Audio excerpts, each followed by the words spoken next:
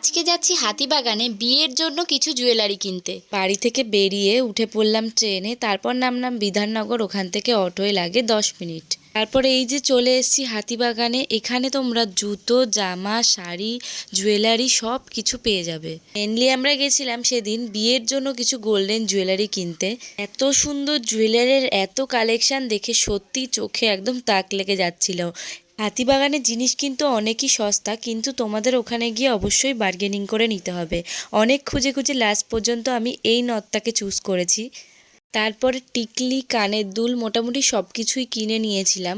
এবার চলে যাব গলার কিছু জিনিস কিনতে। গলার জন্য এখানে লম্বা হার দেখছিলাম। আমি তো আমার মতন কেনাকাটা করতে শুরু করে দিয়েছি, কিন্তু বোনের মনের মতন কিছুই হচ্ছে না। অনেক বেছে বেছে এই দুটো জিনিসও নিল। এবার চলে গেলাম আর একটা দোকানে, যেখানে সীতাহারের কালেকশন ভীষণই সুন্দর ছিল। তারপর আমি এইটা চুজ করেছিলাম। এত কেনাকাটা করতে করতে ভীষণ খিদে পেয়ে গেছিলো। তারপরে একটা দোকানে বিরিয়ানি খেলাম। তারপর হাতিবাগান থেকে সোজা অটো ধরে চলে গেলাম বিধাননগর স্টেশনে। স্টেশনে গিয়ে দেখি প্রচণ্ড ভিড় ছিল সেদিন ট্রেনে। আজকের মিনি ব্লগটা এই পর্যন্তই। তোমাদের সাথে দেখা হচ্ছে বিয়ের আরও মিনি ব্লগ নিয়ে। আজকের মতো টাটা।